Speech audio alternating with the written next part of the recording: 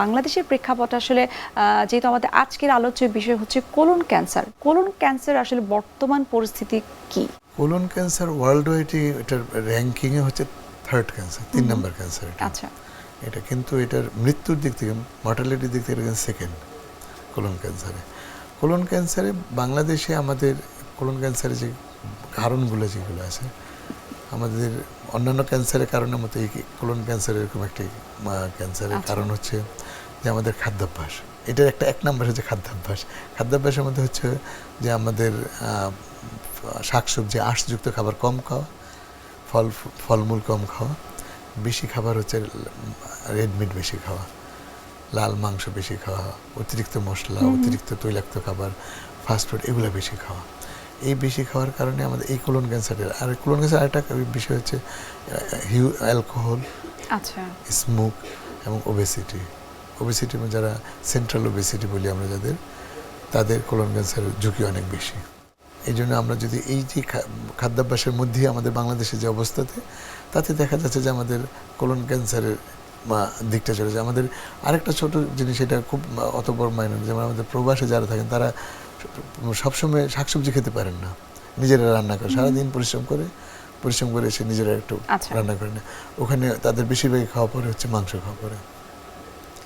এখানে দেখা যায় আমাদের এখন আমরা দেখি মানে প্রবাসী যাদের, এদের কোলন ক্যান্সার একটা দেখা যাচ্ছে, কারণ ওদের তো ওরা ওখানে উপায় নেই, ওদেরকে রান্না করে কে দিবে, ওদের রান্না তো ওকে করতে হবে। বাংলাদেশে আসলে কোলন ক্যান্সারের সংখ্যাটা কেমন, রোগীদের সংখ্যা কেমন? বাংলাদেশের রোগীর সংখ্যা আমাদের ওই যে আমি গ্লোবকনের যে হিসাব অনুযায়ী আমাদের যে রোগীর সংখ্যা হলে 1050।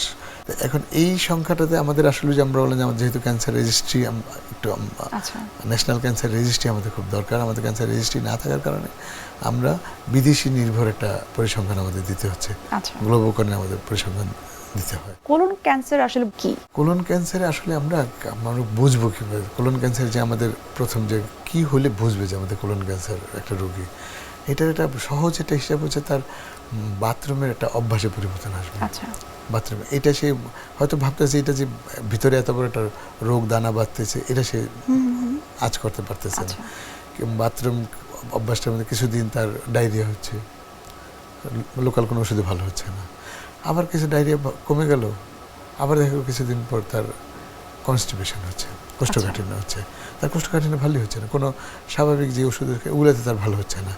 এই কোষ্ঠকাঠিন্য থেকে এখান থেকে এখন তার পেটে একটা ব্যথা হইল, যে ব্যথাটা অস্বস্তিকর একটা ব্যথা, এটা তার আগে ছিল না।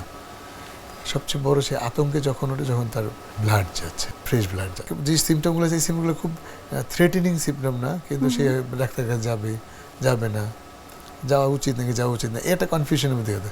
যখন ব্লাড দেখে তখন তার রুচি কমে যায়, ওজন কমতে থাকে।